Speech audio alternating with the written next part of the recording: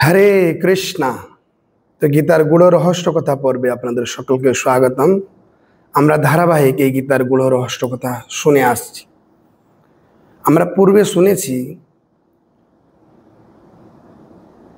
26 এবং 27 নম্বর শ্লোক। আজকে আমরা শুনব 28 থেকে 30 নম্বর শ্লোক। পূর্বে আমরা কি শুনেছি? কি অর্জুন মনে মনে চিন্তা করলেন, যুদ্ধের জন্য প্রস্তুত। রথ ভগবানকে বললেন কি দুই দলের মাঝখানে আমার রথ উপস্থাপন করো। রথ ভগবান উপস্থাপন করে দিয়েছেন।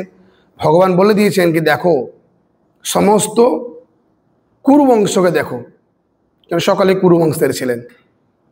দুই পক্ষকে অর্জুন দেখে নিয়েছে এবং অর্জুন তৎক্ষণাৎ চিন্তা করেছেন কি আমি যুদ্ধ করে করব কি? আমি যুদ্ধ করলে যদি আমি যুদ্ধ জয় লাভও করি তাহলে আমার লাভ কোথায়? কেন কিনা আমার আত্মীয় স্বজন বন্ধু বান্ধবরা কেউ থাকবে না, আমার এই ঐশ্বর্য দেখে আমাকে বাহবা দেওয়ার জন্য কেউ থাকবে না, তবে আমার যুদ্ধ করে লাভ নাই। তিনি এই একটা কারণ চিন্তা করেছিলেন। পরবর্তীকালে তিনি আত্মীয় স্বজন বন্ধু বান্ধবকে দেখে যেতে তিনি মোহগ্রস্ত হয়েছিলেন। তো আচার্যরাই বলছেন কেউ যদি ভগবত ধামে ফিরে যেতে চায়, ভগবানকে প্রাপ্ত হতে চায়, তাহলে তাকে প্রথমেই তাকে বুঝতে হবে কি সে শরীর নয়, সে হচ্ছে আত্মা। আর দেহের সঙ্গে সমস্ত সম্বন্ধ তাকে ছিন্ন করে করতে হবে, তাহলে তিনি এই ভগবদ্ধামে প্রবেশ করতে পারবে, নইলে প্রবেশ করতে পারবে না। তৎসঙ্গে অর্জুন মোহগ্রস্ত হওয়ার মাধ্যমে আমরা এই পৃথিবীর সর্বশ্রেষ্ঠ জ্ঞান বা শ্রীমদ্ ভগবদ্গীতা আমরা পেয়েছি, যেটা মানুষ সমাজের জন্য অত্যন্তিক প্রয়োজন। আজকে আমরা পর্যায়ক্রমে শুনবো কি এই অর্জুন এত সব চিন্তা করার পরে তার দশাটা কেমন হচ্ছে। আমরা তো আসুন আজকে আমরা 28 থেকে 30 অবধি আমরা আলোচনা করি। তো হরে কৃষ্ণ, যার কাছে বই আছে আপনারা আমার পরে পরে শ্লোক উচ্চারণ করবেন, যার বই নেই তিনি শুধু শ্রবণ করবেন। হরে কৃষ্ণ। 28 নম্বর শ্লোক। দৃষ্টা ইমং সজন কৃষ্ণ যুযুৎসমস্থিতম সিদ্ধ্যন্তি মম গাত্রাণি মুখম চ পরিশস্যতি। অনুবাদ: অর্জুন বলছেন এই সমস্ত ব্যক্তিত্বকে দেখার পরে তিনি চিন্তা করার পরে তিনি বলছেন, অর্জুন বলছেন হে প্রিয় বর কৃষ্ণ, আমার সমস্ত বন্ধু বান্ধব ও আত্মীয় স্বজনকে দেখে কি হচ্ছে না, বলছেন সিদ্ধন্তি মম গাত্রাণি, কি আমার সমস্ত শরীরটা আমার কেমন করছে, মনে হচ্ছে গলাচ্ছে আমার শরীরটা। সিদ্ধন্তি মম গাত্রাণি। আর মুখম চ পরিশস্যতি, আমার মুখ শুকিয়ে যাচ্ছে, আমার শরীর কাঁপছে, আমি নিজেকে ভিতর থেকে খুব দুর্বল অনুভব করছি, আমার মুখ শুকিয়ে যাচ্ছে। পরবর্তী শ্লোকে বলছেন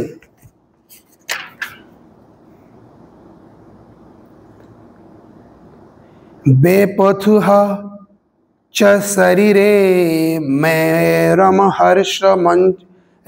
রমহংস মঞ্চামি জায়তে গান্ডীবস্ত্যম সতে হস্ত্যান তক চৈব পরিদহতে। অনুবাদ: আমার সর্বশরীর কম্পিত ও রোমাঞ্চিত হচ্ছে, আমার হাত থেকে গান্ডীব খসে পড়ছে এবং ত্বক জ্বালা করছে। এবং তিনি এগুলা ভেবে তার কেমন হচ্ছে, শরীর সমস্ত কাঁপছিল, গান্ডীব পড়ে যাচ্ছে এবং ত্বক জ্বালা করছে। 29-30 নম্বর শ্লোক আছে না চ সংক্লোমি অবস্তুম ভ্রমতি ইব চ মে মনঃ নিমদ্দানি চ পশ্যামি বিপরীতানি চ কেশব। বলছেন হে কেশব, আমি এখন আর স্থির থাকতে পারছি না, আমি আত্মবিস্মিত হচ্ছি এবং আমার চিত্ত উদ্ভ্রান্ত হচ্ছে, আমি কেবল অমঙ্গল সূচক লক্ষণ সমূহ দর্শন করছি। বলছে আমি আর স্থির থাকতে পারছি না, মানে আমি আর দাঁড়িয়ে থাকার আর ক্ষমতা নাই, এবং আমি যা কিছু ভাবনা চিন্তা করছি বা চোখ দিয়ে দর্শন করছি এগুলো সব হচ্ছে অমঙ্গল সূচক। তো আচার্যরা বলছেন, বলছে এই যে অর্জুনের এই ভাবধারা, অর্জুন স্বাভাবিকভাবে তার যে প্রজারা, বলতে গেলে তার সঙ্গে যারা যুদ্ধ করতেন, তার যে স্বপক্ষের সৈন্যরা, তাদের প্রতি তিনি স্বাভাবিকই সহানুভূতি ছিলেন। এবং যখন তিনি এই যুদ্ধ করতে এসে বিপর পক্ষের দলের যে সৈন্যদেরকে দেখলেন, তখন তিনি খুবই চিন্তাগ্রস্ত হয়ে গেলেন। তিনি এইও চিন্তা করলেন কি এরা সকলেই মারা যাবে এই যুদ্ধে। তো এই যে চিন্তা, কি অপরের হানির চিন্তা, এটা সকলের মধ্যে আসে না। কিন্তু কলিযুগে জীবেরা স্বাভাবিক বৃত্তি হচ্ছে, কলিযুগের জীবের পরের ছেলে পরমানন্দ, যত উচ্ছন্নে যায় তত আনন্দ। মানে যারা যারা ডিসগ্রেসড ম্যান, যাদের মস্তিষ্ক হচ্ছে একদম পচা, তাদের স্বাভাবিক এই বৃত্তি। কলিযুগের মানুষ তারা যেহেতু পচা, মন্দ সুমন্দ মতে মন্দ ভাগ্যই উপদ্যতে, কলিযুগের মানুষরা যেহেতু অত্যন্তিক অধপতিত, তাই তাদের চিন্তা হচ্ছে পরের ছেলে পরমানন্দ, যত উচ্ছন্নে যায় তত আনন্দ। কারো ভালো দেখতে পারে না কলিযুগের মানুষরা, গা জ্বালা করে কারো ভালো দেখলে। ওই জন্যে কলিযুগে এইরকম হার্ট সম্পন্ন, হৃদয় সম্পন্ন ব্যক্তিত্ব খুব রেয়ার, পাওয়া যায় না। তো অর্জুন যেহেতু ভগবান ভক্ত ছিলেন, তাই তার চেতনা কেমন ছিল? তিনি ছিলেন একজন সাধু, ভগবানের প্রিয় ভক্ত, ভগবানের সখা, এবং ভগবানকে যেহেতু জীবন স্বরূপ মনে করতো, তার হার্টটা কেমন না, পরে দুঃখে দুঃখী। তিনি অন্য কোনো ব্যক্তির দুঃখ দেখে তিনি নিজে কষ্ট পেতেন, দুঃখ দেখে। তো তিনি যখনই চিন্তা করছে কি অপরপক্ষের সৈন্যদের সকলের প্রাণ হানি হবে, তখন তিনি খুবই দুঃখ পাচ্ছেন। তার বিনিময়ে এই চিন্তা করে কে প্রশ্ন করতে পারে, এক জায়গায় প্রশ্ন করা হয়েছে, হাত থেকে গান্ডি খসে পড়ছিল, শরীর জ্বালা করছিল, কেন? যেহেতু অর্জুন ভগবানের ভক্ত ছিলেন, তাই তিনি পরের দুঃখ দেখে তারা মরে যাবে, তার মরে গেলে তাদের পরিবারের কি হবে, তার বংশের কি হবে, পর্যায়ক্রমে আমরা পাবো।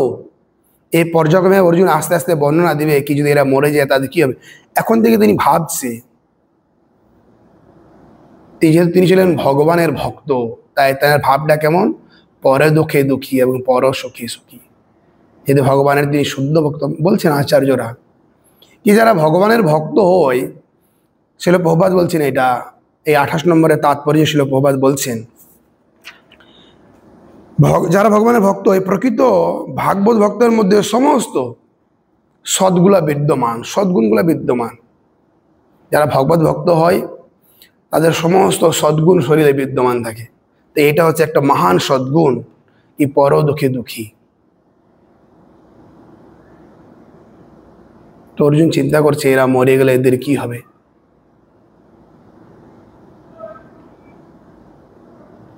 এই গুণটা সকলের মধ্যে সচরাচর থাকে না।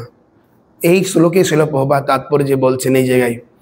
আর যারা ভগবানের ভক্ত নয়, তাদের দশাটা কিরকম, তাদের নর্মাল জাগতিক অনেক বিদ্যা থাকতে পারে, অনেক উন্নত মার্গে তারা থাকতে পারে, কিন্তু তাদের এরকম সদ্গুণ নেই। তো MTech, BTech, engineer, officer, doctor, অনেক র্যাঙ্কে থাকতে পারে তারা, কিন্তু তাদের এইরকম হার্ট নেই। তো কম বেশি আমাকে আর বর্ণনা করতে হবে না, কম বেশি সকলে আমরা এই কলিযুগের দ্বারা পিছাচ্ছি।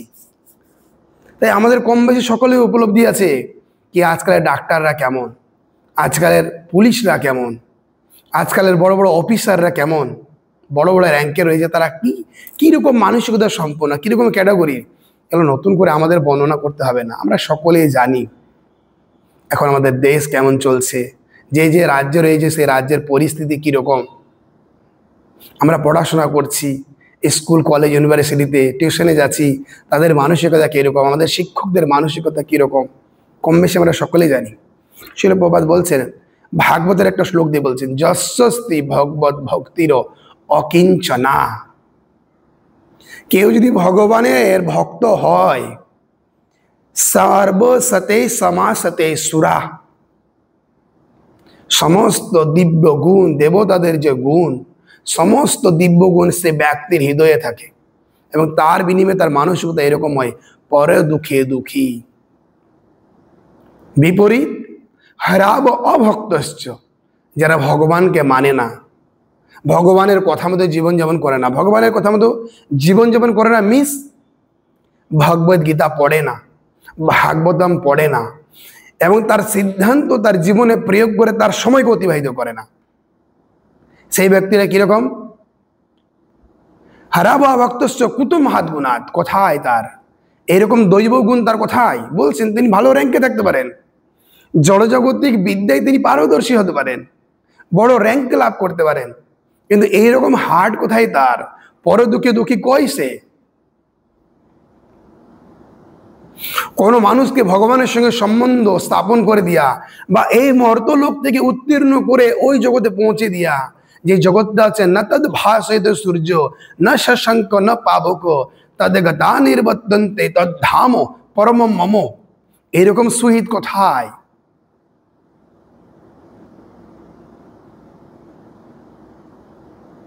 বুঝলেই বলছেন তারা কিরকম? মনে নাসতি ধাবত বহি, তাদের মন যেরকম বলে তারা মনের দ্বারা পরিচালিত হয়।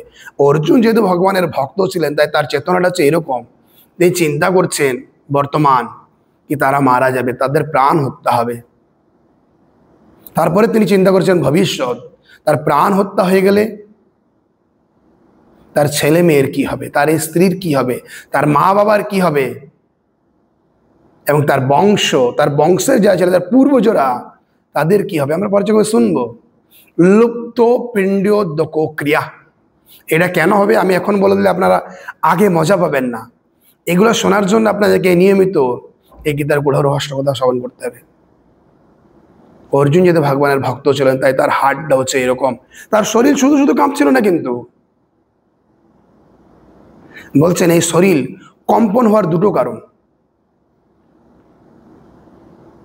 শরীরে এই রোমাঞ্চ কম্পন হওয়ার দুটো কারণ। যেহেতু অর্জুন এইখানে তিনি কি করছেন? একজন সাধারণ মানুষের ভূমিকা অবলম্বন করছেন, তাই এখানে সাধারণ দিকটাকে উপস্থাপন করা হয়েছে, কিন্তু মূল যে তার হার্টটা হচ্ছে এইরকম, কি তিনি হচ্ছেন ভগবানের ভক্ত, তাই তার এইরকম ব্যাপারটা। কিন্তু বলছেন দুরকম ভাবে শরীর কম্পন হয়, রোমাঞ্চিত হয়। একটা হচ্ছে ভিতর ভয়ের কারণে, কিছু হারানোর ভয়ের কারণে। যদি ধরুন করে আপনি হচ্ছেন 50 কোটি টাকার মালিক, আর এবং আমার সমস্ত টাকা ব্যাংকে আছেন, আপনি মোবাইলে দেখেন, আর হঠাৎ করে যখন আপনি মোবাইলে একসময় ব্যালেন্স চেক করতে যাবেন, যখন দেখবেন আপনার টাকা একদম নেই, জিরো হয়ে গেছে, আপনার কেমন হবে বলুন?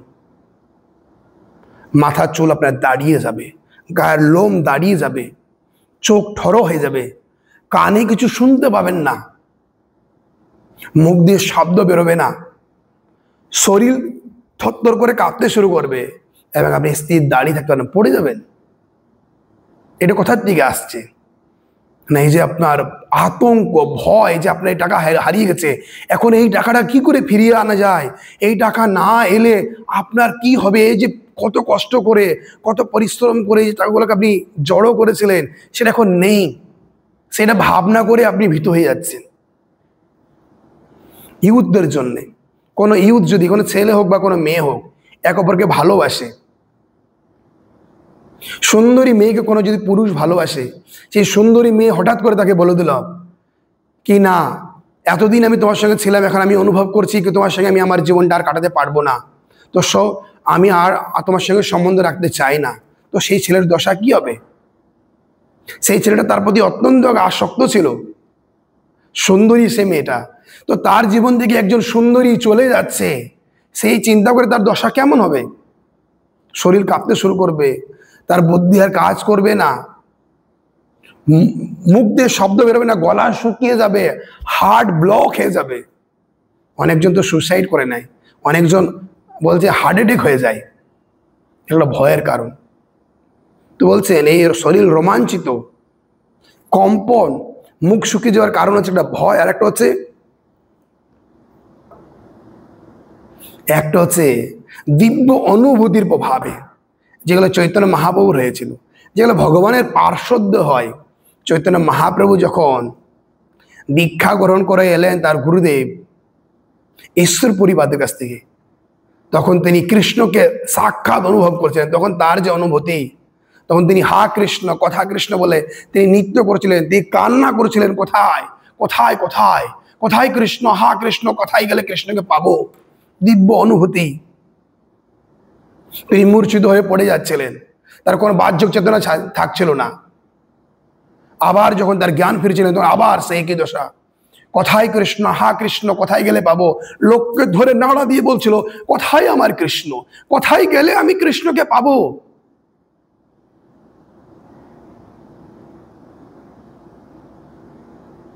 এগুলো দিব্য অনুভূতি বলে।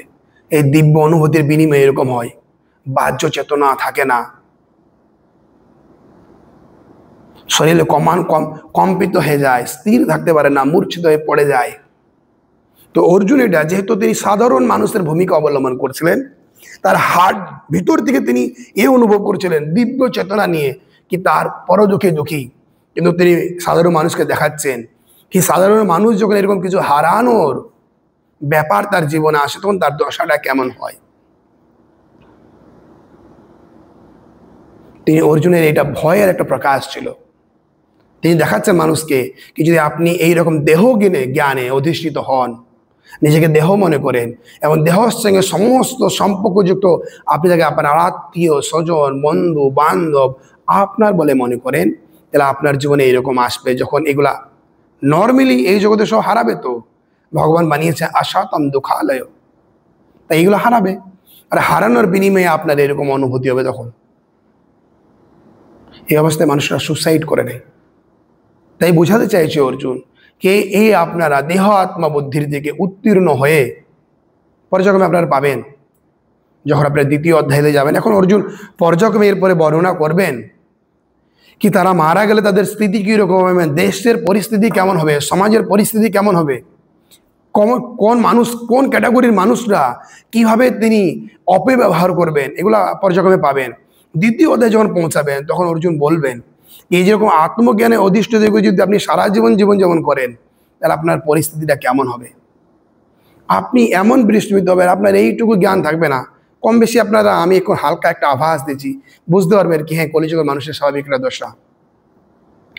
কার্পণ্য দোষ উপহত স্বভাব পিচ্ছামি তং ধর্ম সম্বন্ধ চেতা যৎ স্বয়ং সন্নিশ্চিতং বহি তন্মে শিষ্যতে অহম সাধিমাং তং প্রাপন্নম।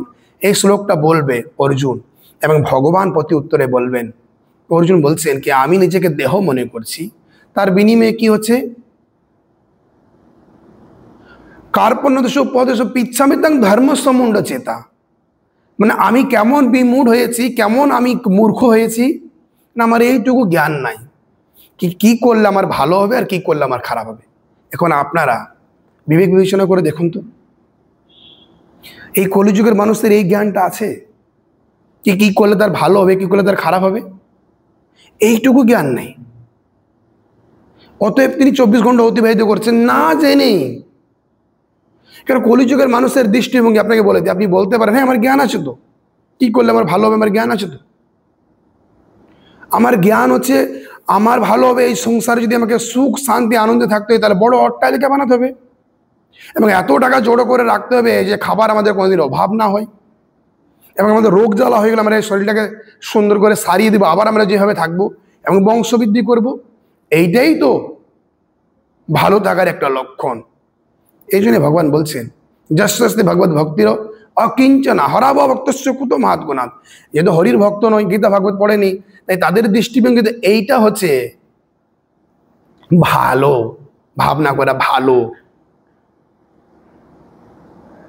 কিন্তু আদৌ কি এটা ভালো? এটা ভালো তাহলে খারাপ কি? একটুকু যখন ভাগবত গীতা পড়বেন ভাগবতম পড়বেন তখন একটু চেতনাটা বিকশিত হবে, তখন বুঝতে পারবেন কি না অসাতন দুঃখালয় এই সংসারে ভগবান বানিয়েছেন, এই সংসারটাকে অসাতন দুঃখালয় এবং আপনাকে প্রবেশ করিয়েছেন এই সংসারে কেমন না জন্ম মৃত্যু জরা ব্যাধি দুঃখ দোষ দর্শনম। যেই জগৎ আপনি বাস করছেন সেটা হচ্ছে অসাতম দুঃখালয়, এই সংসারটা নষ্ট হয়ে যাবে এক সময়। এবার আপনাকে যে শরীরটা দিয়েছে ইউজ করার জন্য, সেই শরীর দিয়েছে জন্ম মৃত্যু জরা ব্যাধি। তো আপনি এত বড় বড় অট্টালিকা বানিয়েলেন না কেন, যখন আপনার শরীরে একটা এমন রোগ আসবে যে ডাক্তারবাবু বলে দেবেন, আই এম রিয়েলি সরি, আমি আপনার এটা কোনোভাবেই সারতে পারবো না। এবার আপনি দুটো রুটি খেলেও আপনার হজম হবে না, তখন আপনি ওই টাকা দিয়ে কি করবেন? টাকার বাড়ি এভাবে খুলবেন দরজা, টাকায় ভর্তি ঘর, দেখে প্রচন্ড আনন্দ পাবেন? না না, দেখে আনন্দ হবে না, টাকা নিয়ে স্নান করে আনন্দ পাবেন তো।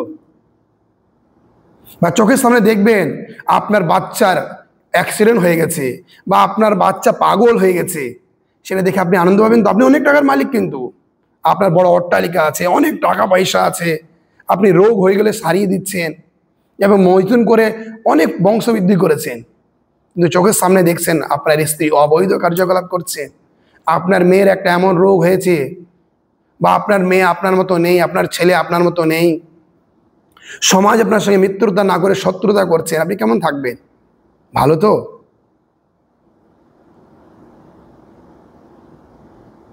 পরিষ্কারভাবে জানতে হবে কি আমরা যেই জগতে বাস করছি এই জগৎটাই নাশ নয়। যে শরীরে বাস করছি সেই শরীরে জন্ম মৃত্যু জরা বেঁধে দিয়েছে। তাই করতে কি হবে না, আমরা এসেছি কর্মফল ভোগ করার জন্য এখানে, তাই সেই সংশোধন করার মাধ্যমে আমাদেরকে ওইখানে যেতে হবে যে জগৎটাও নাশবান নয়। না তদ ভাসেত সূর্য না শশঙ্ক না পাবক তদ্গতা না নির্বর্তন্তে তদ ধাম পরমম মম। ভগবান বানিয়েছেন আমাদের জন্যে, আমাদের জন্য ভগবান এমন বাসস্থান বানিয়েছেন যে জগৎটা কোনোদিন নষ্ট হয় না। আর যেই শরীরে জন্ম মৃত্যু জরা ব্যাধি নেই, এই জন্য বুদ্ধিমান জীবকে, বুদ্ধিমতী জীবকে কি করতে হবে, তার ভালো মিস এই জগৎ থেকে উত্তীর্ণ হয়ে ওই জগতে প্রবেশ করা। কিন্তু আমাদের স্কুল কলেজ ইউনিভার্সিটি এগুলো শেখায়নি, আমাদের দাদু দিদা আমাদের বাবা মা শেখায়নি, সমাজ আমাদের শেখাচ্ছে না। তাই আমাদের দৃষ্টিভঙ্গিতে এটাই ভালো হয়ে গেছে কি আমি অনেক টাকার মালিক হলে, বড় অট্টালিকা থাকলে হয়তো আমি একজন বড় আধিপত্যতা সম্পন্ন মানুষ, বড় র্যাঙ্কের মানুষ, আমি হাই স্ট্যান্ডার্ড লাইফকে লিড করছি।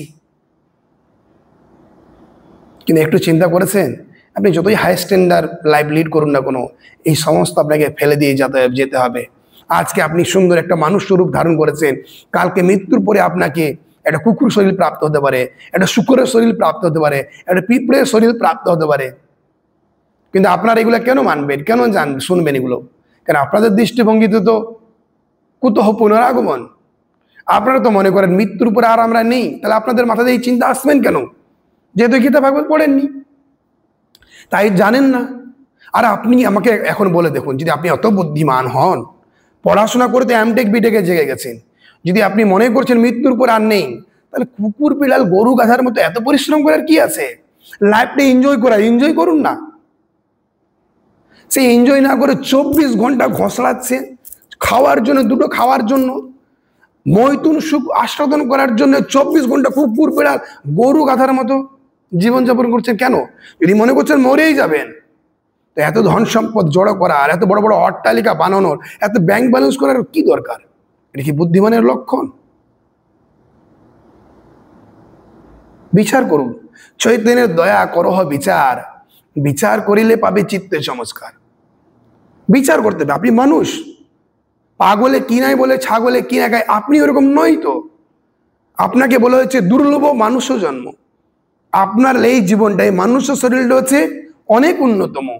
আপনি বিচারবোধ সম্পূর্ণ ব্যক্তি একজন। আপনি কুকুরের মতো নয়, বিড়ালের মতো নন আপনি, যে অবুঝ, বুঝে না কিছু, অন্যতম জ্ঞান নাই, অন্যতম বিচার বুদ্ধি নেই। আপনি এগুলো বিচার করুন। এইরকম নিয়মিত গীতার কথাকে শ্রবণ করার জন্য আপনাদের আমার সঙ্গে যুক্ত থাকতে হবে। যারা এই চ্যানেলটা সাবস্ক্রাইব করেন, এই চ্যানেলটা সাবস্ক্রাইব করুন। তৎসঙ্গে এই পৃথিবীতে প্রত্যেকটা মানুষ যেন এই গীতার জ্ঞান লাভ করে তার মনুষ্য জীবনকে সফল করতে পারে এবং এই দুঃখময় সংসার থেকে বেরিয়ে আনন্দময় সংসারে প্রবেশ করতে পারে। তাই এই ভিডিওগুলোকে শেয়ার করুন। এই বিষয়ে যদি আপনাদের কোনো সংশয় থাকে, আরও কিছু জানার থাকে, হেল্প লাগবে আপনাদের, তো আপনারা আমাদের কমেন্ট করুন এবং আমাদের উৎসাহ প্রদান করার জন্য আপনারা এই চ্যানেলকে লাইক করুন, যাতে আমরা বিভিন্ন শাস্ত্র অধ্যয়ন করে এই গীতাকে ভালোভাবে মন্থন করে আপনাদের কাছে মনোমুগ্ধকর মানে কি বলে গ্রহণযোগ্য করে তুলতে পারি। প্রত্যেক সোমবার আমরা যদি কোনো রকম একটা প্রবলেম হয় তাহলে সকাল 10টার সময় এই ক্লাসটা হয়, নইলে নিয়মিত বিকাল 4টার সময় হয়। তো আপনারা আসুন, এই ভগবানের পবিত্র কথা ভগবদ গীতা, ভগবানের দিয়া আশীর্বাদ, জীবের কৃপায় কইল কৃষ্ণ বেদ পুরাণ, সেটা আমরা অধ্যয়ন করে আমাদের সময়কে অতিবাহিত করে আমরা ভগবানের বিশেষ কৃপা আশীর্বাদ লাভ করি। হরে কৃষ্ণ। আবার দেখা হচ্ছে অন্য কোনো ভিডিওতে। হরে কৃষ্ণ।